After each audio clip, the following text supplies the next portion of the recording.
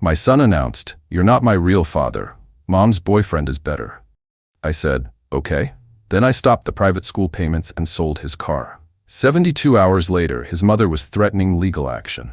I, 43M, raised my son Marcus, 17M, alone since he was 8. His mother, Veronica, left us for some guy she met at her gym. Didn't want custody, just wanted her freedom.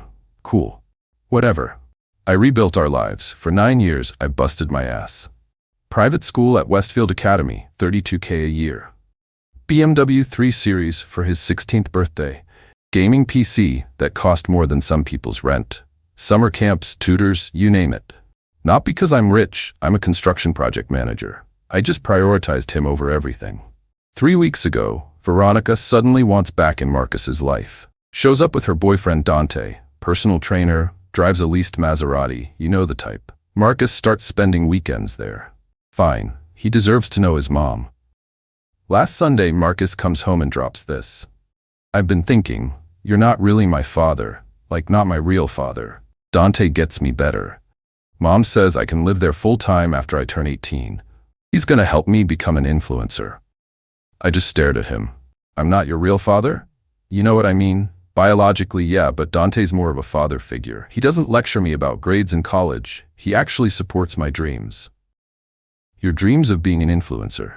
See, you're doing it right now, this dismissive shit. Dante says I have natural charisma. I nodded slowly. Okay. If I'm not your real father, then I have no real obligations. I'll stop the private school payments tomorrow. Your car's going back to the dealer since it's in my name. Your college fund? Well, that's for my son, and apparently that's not you. The color drained from his face. Dad, wait, it's Marcus, I corrected. Or sir, since I'm not your real father. That was Sunday. By Wednesday, shit had hit every possible fan. Update 1. Let me update y'all on the spectacular meltdown happening. Monday morning, I called Westfield Academy, explained I was withdrawing financial support effective immediately. They gave Marcus 5 days to find alternative funding, or he's out. Then I listed the BMW on Carvana, got $28K, decent for a year-old car. Monday afternoon, Marcus comes home sobbing, full-on ugly crying. "Dad, the school called me to the office. They said you're not paying anymore. I have SATs next month. I can't switch schools now. Talk to your real father figure about it. This is insane. You're ruining my life over one comment." "One comment? You said I'm not your real father. Real fathers pay for school. I'm just some dude who fed and housed you for 9 years, right?" Tuesday, Veronica starts blowing up my phone. 47 texts. Here's some highlights. "WTF is wrong with you? You can't just abandon your son. This is emotional abuse. Dante's lawyer cousin says this is illegal. Marcus is traumatized." I responded once, "He has a real father figure now. Ask Dante to cover it." Wednesday morning, Veronica shows up at my work. Security had to escort her out. She's screaming about lawsuits, about how I'm destroying Marcus's future, how Dante can't afford private school because he's building his business. My boss Jim watched the whole thing, then said, "That your ex?" I nodded. He just patted my shoulder and said, "Stand your ground, brother." Wednesday night, Marcus tried a different approach. Cooked dinner, first time in 2 years, cleaned his room, then sat me down for a heart-to-heart. "Dad, I'm sorry. I didn't mean what I said. I was just exploring my relationship with Mom. You're my real dad. You've always been there." And this has nothing to do with losing your car and school? I mean, those things made me realize how much you do for me. So if I restore everything tomorrow, we're good? You won't pull this shit again? I promise. I'll never say anything like that again. And when Dante buys you a Maserati for graduation, when Mom offers you a room in their penthouse, what then? He couldn't look me in the eye. That's different. Get out of my sight, Marcus. Today's Thursday. The school wants payment by tomorrow. Marcus has been alternating between rage, tears, and love bombing. Veronica's threatened legal action 6 times. He apparently blocked her number after she asked him for $32. I'm sitting here with a beer looking at Marcus's college fund statement, $127,000, wondering if I should use it for that motorcycle I've always wanted. More updates coming. This is far from over. Update 2. Buckle up because this week has been wild. Friday, deadline day, Marcus stayed home sick from school. Kid was in full panic mode, rotating between his mom's place and mine, trying to broker some kind of deal. Around noon, Veronica shows up with her sister Gabriella and, I shit you not, Dante's mother, Rosa. Rosa's this 65-year-old woman who apparently thinks her son walks on water. She starts lecturing me about family values. In our family, we don't abandon children over words. My Dante would never. Your Dante told my son he'd be a better father, but won't pay for his school. Sounds like he's great at talking, but not much else. Gabriella jumps in. You're being petty. Marcus is a child. He made one mistake. He's 17. In 8 months, he's an adult.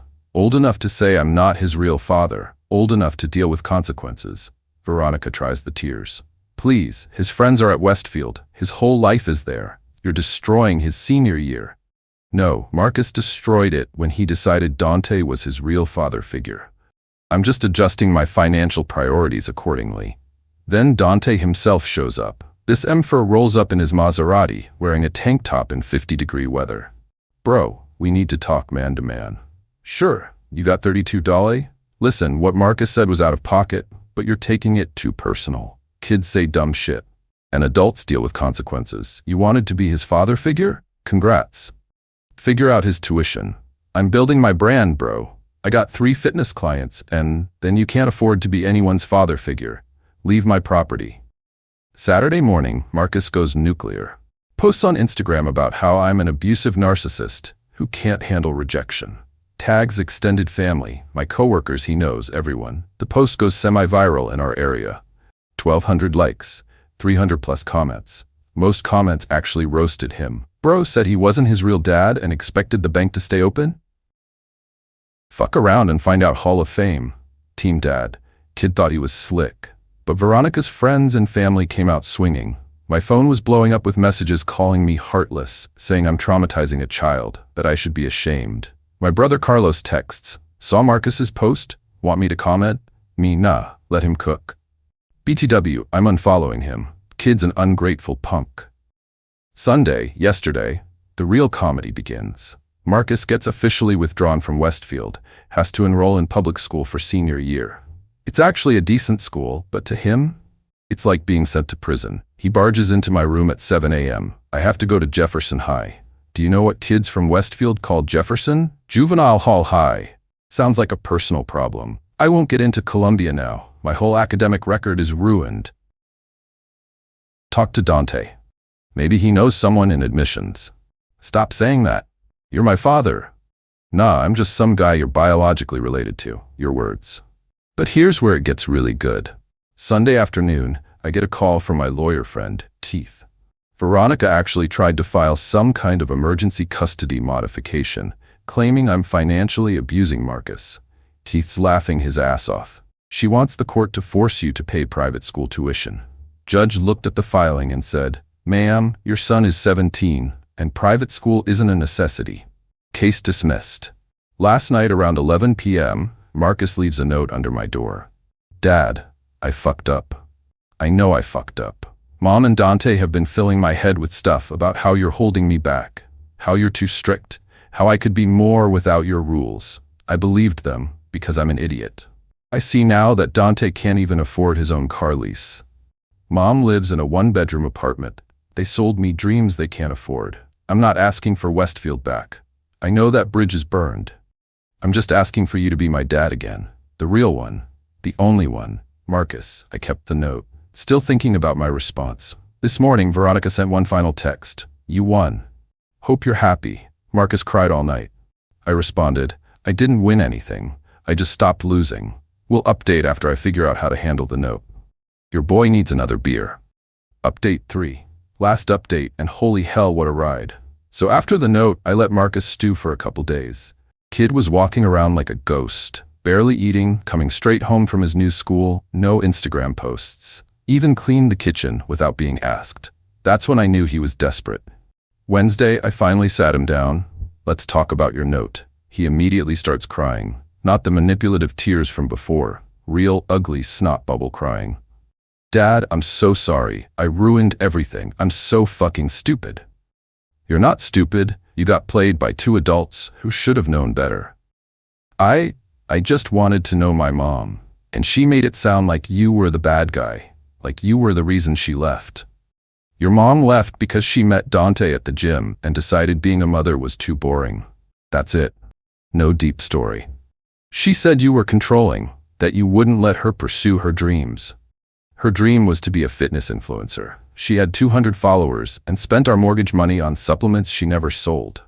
But sure, I was the problem. Thursday, shit got nuclear. Apparently, Dante got arrested. Turns out Mr. Maserati was running a supplement scam, selling fake pre-workout as pharmaceutical grade to his clients. One of them ended up in the hospital. Cops found 50 calories worth of counterfeit products in his apartment. Veronica calls me screaming. This is your fault. If you hadn't been so petty about Marcus, I wouldn't have pressured Dante about money. He only did this because I was stressing him. So your boyfriend commits fraud and it's my fault? Olympic-level gymnastics there, Veronica. I need money for his bail. I laughed so hard I nearly dropped my phone. Ask his mother. She seems to think he's perfect. Friday was senior skip day at Jefferson High, but Marcus went anyway. Came home and said, "It's actually not that bad. The kids are more real, less pretentious. This one girl, Maya, she's in my AP Calc class. She's really smart." Yeah? She said she saw my Instagram post, told me I was an entitled dickhead who deserved what I got. Sounds like a smart girl. I think I like her. Focus on graduation first, Romeo. Saturday, the doorbell rings at 8 a.m. It's Rosa, Dante's mom, and Gabriella, Veronica's sister with Veronica. They want to make peace. I'm standing there in boxers and a robe, coffee in hand, already over this shit. Rosa starts. My son is in jail because of this situation. You've destroyed 2 families. Your son is in jail because he's a criminal. That's on him. Marcus needs stability. You should at least give him his car back. I'll buy him a used Honda when he graduates, if he graduates with over a 3.5 GPA. Veronica, looking like she hasn't slept in days.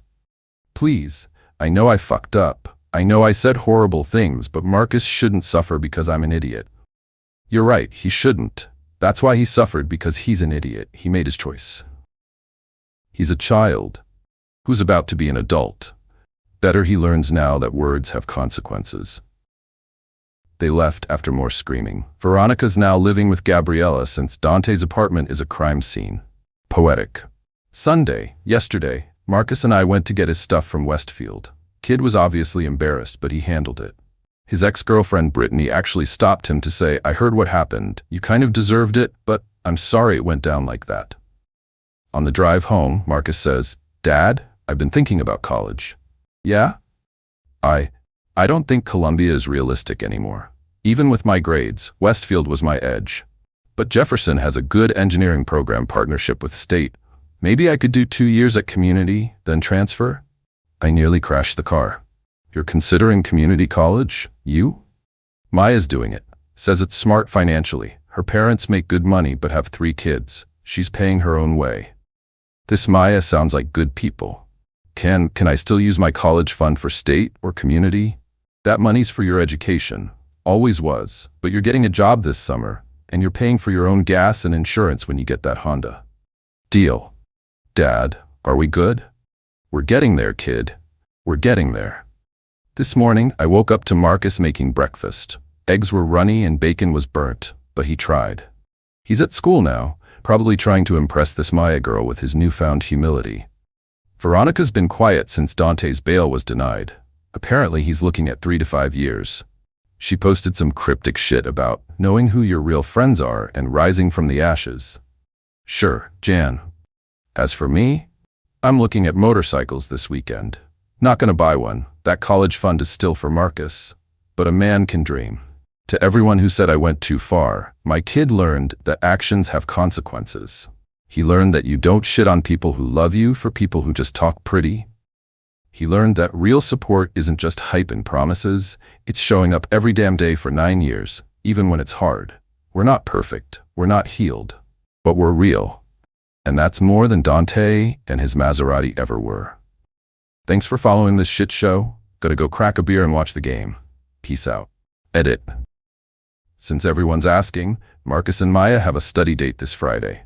Kid's nervous as hell. Also, Dante took a plea deal. 18 months. Veronica's already on Tinder. Some things never change. My wife announced, "Your brother told me you were always the disappointment." I replied, "He would know." Then I let her find out my successful brother had been borrowing money from me for a decade. Her mortgage application with him as co-signer got denied real fast. Original post: I, 38 male, thought I had a decent marriage with Jessica, 35, until last week. We've been together 8 years, married for 5. No kids yet. She kept saying we needed to be more financially stable first. Turns out she had a very specific definition of stable that didn't include me. My brother Nate, 41M, has always been the golden child. MBA from a prestigious school, drives a Tesla, lives in a McMansion, constantly posting about his entrepreneur lifestyle on LinkedIn. Meanwhile, I'm a senior technician at a manufacturing plant. Good benefits, steady pay, but nothing flashy. Jessica's always had this weird fascination with Nate. At family dinners, she'd hang on his every word about his ventures and investments. I figured she was just being polite to family. My bad for being trusting, I guess. Last Tuesday, we're arguing about money again. She wants to upgrade to a bigger house. The 3rd time this year she's brought it up. I'm explaining that our current mortgage is comfortable, we're building savings, why rock the boat? That's when she dropped it. "Nate told me you were always the disappointment in the family. Maybe if you had his ambition, we wouldn't be stuck in this mediocre life." The room went dead silent. I stared at her for a good 10 seconds. "He would know about disappointment," I finally said. She rolled her eyes. "Oh, please, Ross. Your brother has everything. The success, the confidence, the lifestyle. What do you have? A lunch pail and a mortgage on a 3-bedroom ranch?" "I have something Nate doesn't," I said quietly. "What? Your precious retirement fund?" She actually laughed. "No, I have my own money." She didn't understand what I meant. Why would she? I'd kept my mouth shut for a decade about the real situation, but hearing my own wife parrot my brother's words while dismissing our entire life together? Nah, done with that. See, here's what nobody knew except me, Nate, and my credit union. My successful brother has been borrowing money from me since 2014. Started small, $2,000 here for a cash flow issue, $5,000 there for an investment opportunity that couldn't wait. Every loan came with the same speech. Just need to move some assets around. Big deal closing next month. You know I'm good for it, bro. Current running total? $73,000. I've got every text, every email, every signed IOU, even recorded a few of our conversations, single-party consent state, perfectly legal. Not because I planned some grand revenge. I just knew my brother, and I knew I'd need proof when this house of cards eventually collapsed. But I didn't tell Jessica any of this. Not yet. Instead, I just said, "You should ask Nate to co-sign that mortgage application you've been filling out online." Her face lit up. "You know about that?"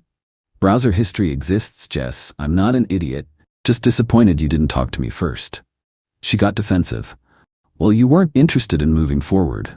Nate said he'd help if I needed a co-signer with better financials." I almost laughed. "Perfect. Go for it." She looked confused by my calm response. "You're okay with this? If Nate wants to help you get your dream house, who am I to stop him? The disappointment, remember?" That night, she slept in the guest room. I spent the evening organizing 10 years of loan documentation into a neat little folder. Then I did something I probably should have done years ago. I texted my brother. "Jessica wants you to co-sign a mortgage. I'm sure your excellent credit will be very helpful. BTW, my accountant says I need to report all outstanding loans for tax purposes this year. That $73 needs to be declared. Just FYI. His response was immediate. "We need to talk." "No, we don't. You talked to my wife about me instead. We're done talking." Update 1, 3 days later. Holy crap, this escalated quickly. So Nate tried calling me about 30 times. I didn't answer. He texted novels about how I was misunderstanding the situation and how family helps family without keeping score. Rich, coming from the guy who literally has a credit score too low to help anyone. Yeah, that's the other thing I didn't mention. I know Nate's actual credit score. How? Because 3 years ago, he asked me to co-sign a car loan for him. When I pulled his credit report, with his permission, it was 520. 520. All those LinkedIn posts about success? Fake it till you make it, I guess. Except he's been faking for a decade, and still hasn't made anything except debt. Jessica, meanwhile, was on cloud nine. She'd submitted the mortgage pre-approval application with Nate as co-signer. She was touring houses online, making Pinterest boards, talking about our fresh start. She even apologized for the argument, not for what she said, but for how it came out. Yesterday morning, she got the call from the mortgage broker. I was in the kitchen when her phone rang. Watched her face go from excited to confused to furious in about 60 seconds. What do you mean his credit is too low? There must be some mistake. He owns a Tesla. He has a house worth $800,000. I sipped my coffee and scrolled through my phone. She hung up and immediately called Nate. He didn't answer. She tried 4 more times. Nothing. Ross, something's wrong with the mortgage application. They're saying Nate's credit it can't be right. What did they say exactly? They said his score is below 550 and he has multiple defaulted loans. But that's impossible. You've seen his house? The one he's been renting for 8 years? Her face went pale. What? Jessica, Nate doesn't own that house. He doesn't own the Tesla either. It's leased. Probably behind on those payments too, knowing him. You're lying. You're just jealous and making things up. I pulled out my phone and showed her a screenshot from the property tax website showing the actual owner of Nate's house, some investment company. Then I showed her the Tesla lease documents he'd sent me when he borrowed $5,000 for the down payment. She sat down hard.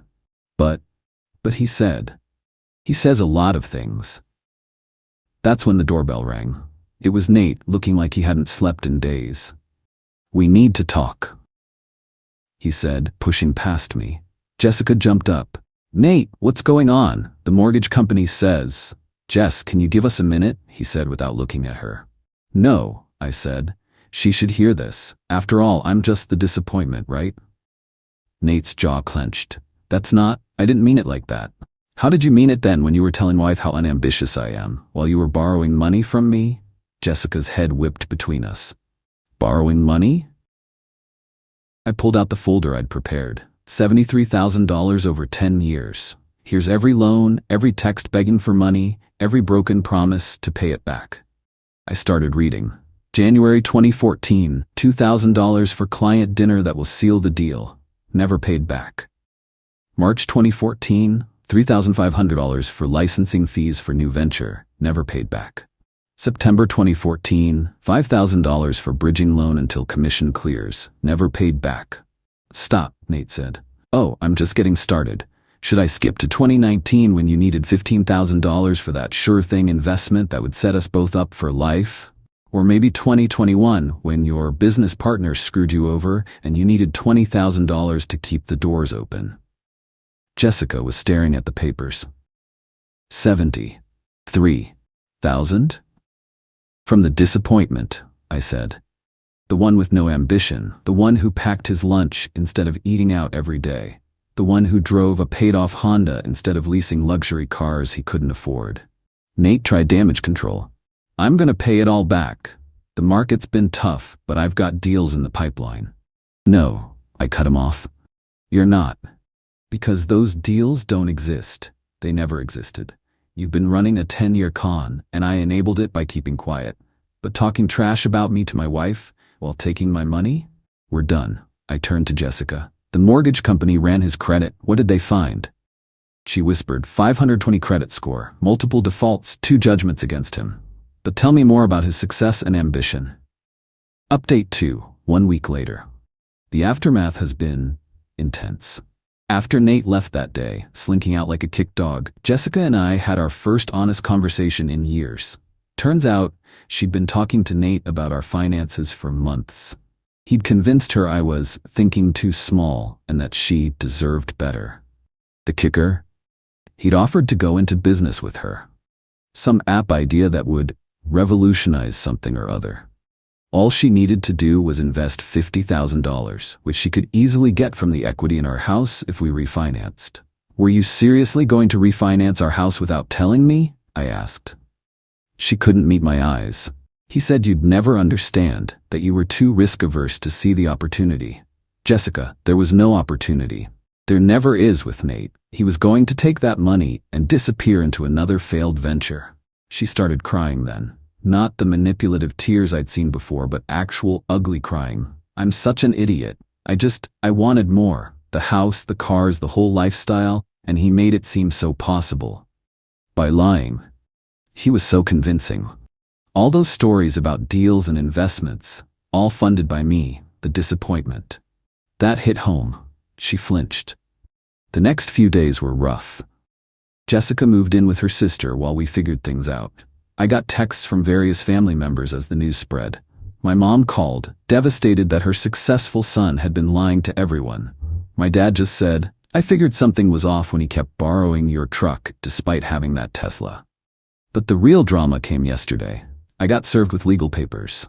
Nate is actually suing me for defamation and intentional infliction of emotional distress. His claim that by revealing his debts to Jessica, I maliciously sabotaged his business opportunities and damaged his professional reputation. I actually laughed when I read it. His lawyer, probably some bargain basement attorney working for a future promised payment, even claimed I had a fiduciary duty to keep his financial matters private.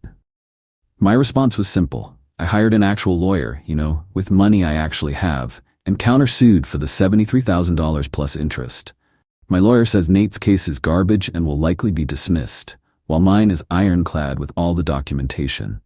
But here's where it gets really wild. Jessica called me last night. "Ross, I got a call from Victoria." Victoria is Nate's ex-wife who divorced him 5 years ago. She saw the mortgage denial on my Facebook before I deleted it. She wants to meet with both of us. We met Victoria for coffee this morning. Turns out she's been keeping receipts too. Not just financial, everything. The affairs, the lies, the secret credit cards in her name. The reason she divorced him wasn't just the cheating. He'd taken out $200,000 in loans using their house as collateral without telling her. She only found out when the foreclosure notices started arriving. "I tried to warn you at that family barbecue 2 years ago," she told me. But Nate had already painted me as the bitter ex who was trying to ruin his life. What did he tell everyone? That I was crazy, jealous of his success, that I couldn't handle him leveling up in life. Sound familiar? Jessica went pale. Those were almost the exact words Nate had used about me. Victoria pulled out her phone. "I've got recordings, legal ones, including him admitting he targeted Jessica specifically because she was, quote, unsatisfied enough to be useful." Jessica looked sick. Useful for what? For getting to Ross's money. He knew Ross would never give him another large loan directly. But if he refinanced the house, I put the pieces together, he'd get his hands on that $50,000 investment. Bingo. He was already shopping for flights to Costa Rica, one way. Update 3. 2 weeks later. Everything came crashing down spectacularly. Nate's lawsuit against me was dismissed immediately.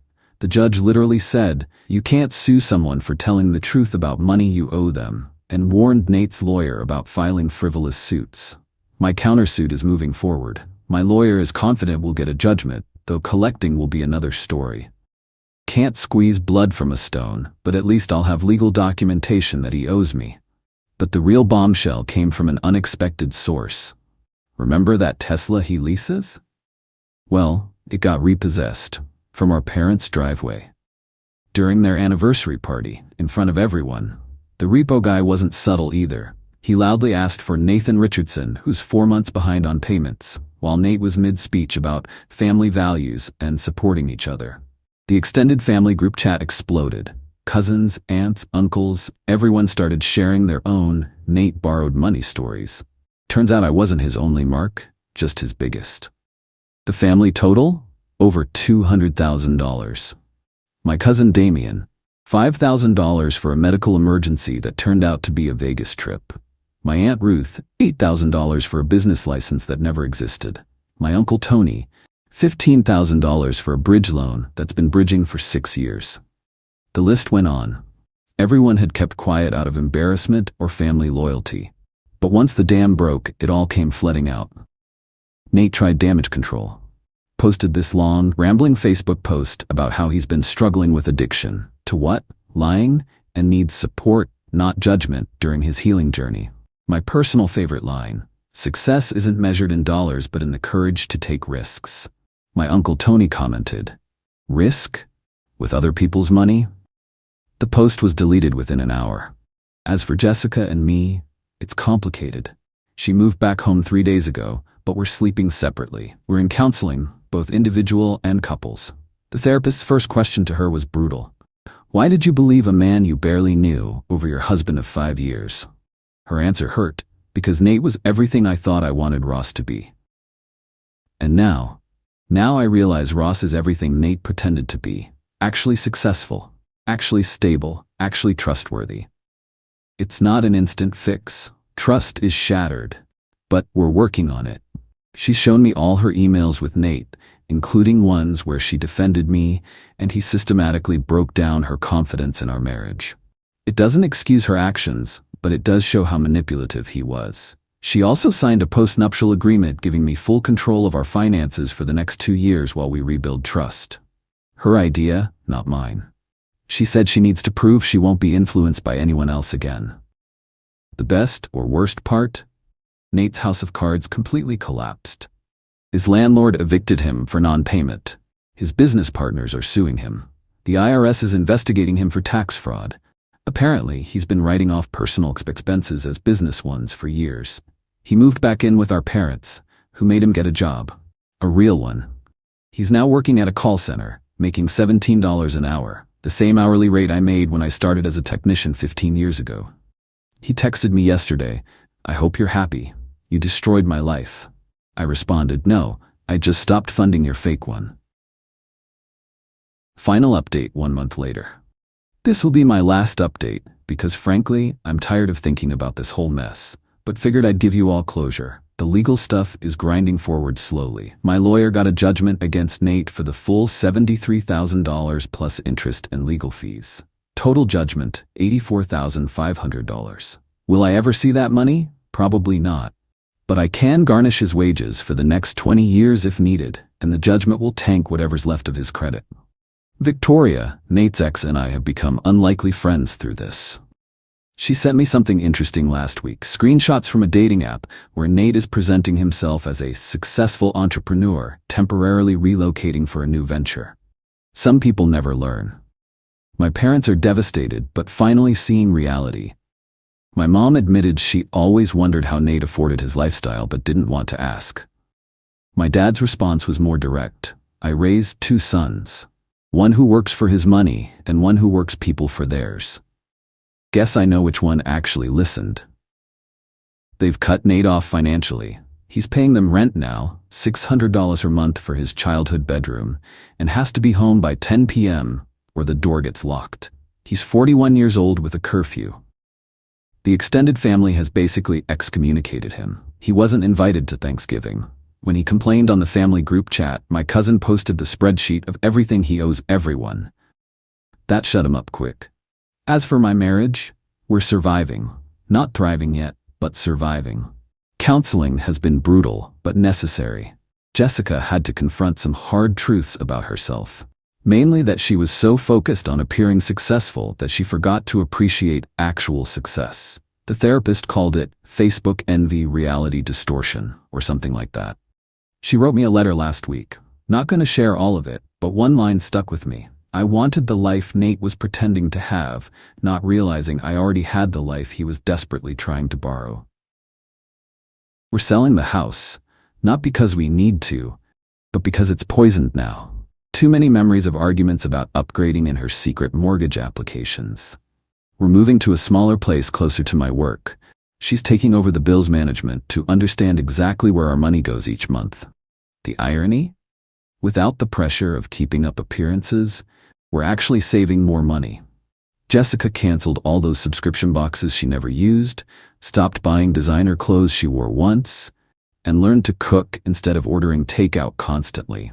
We saved $2,000 last month alone. She got a promotion at work too. Turns out when you stop spending your lunch breaks scrolling through Nate's fake success posts and focus on your actual job, good things happen. Last week, something petty but satisfying happened. We ran into Nate at the grocery store. He was buying generic brand everything with coupons while we were picking up steaks for dinner. The look on his face when Jessica said, "Oh hey Nate, Ross, should we get the ribeye or the filet?" was priceless. He tried to save face, just teaching myself to live simply. Minimalism is very in right now. Is that why you got evicted? Jessica asked sweetly. He abandoned his cart and left. Later, Jessica said, I can't believe I fell for his act. Manipulation is powerful, I told her, but you see through it now. Yeah, I do. The disappointment turned out to be the real success story. We're not perfect. We're not goals or whatever social media calls it. We're just two people trying to rebuild after one of us lost sight of what mattered. Some days are good, some are hard, but they're real. No fake LinkedIn posts, no borrowed money, no lies. And honestly, that's enough. Oh, one last thing. Nate sent me a business proposal last week. Some crypto thing where if I invested $10,000, I'd definitely make it back times 10. I forwarded it to the family group chat with crying laughing emojis. He left the chat. Good riddance. Edit. Since someone asked, yes, I kept my job at the manufacturing plant. Got promoted to senior technician supervisor last month. $87K a year, full benefits, pension, and I actually know where my next paycheck is coming from. Turns out being a disappointment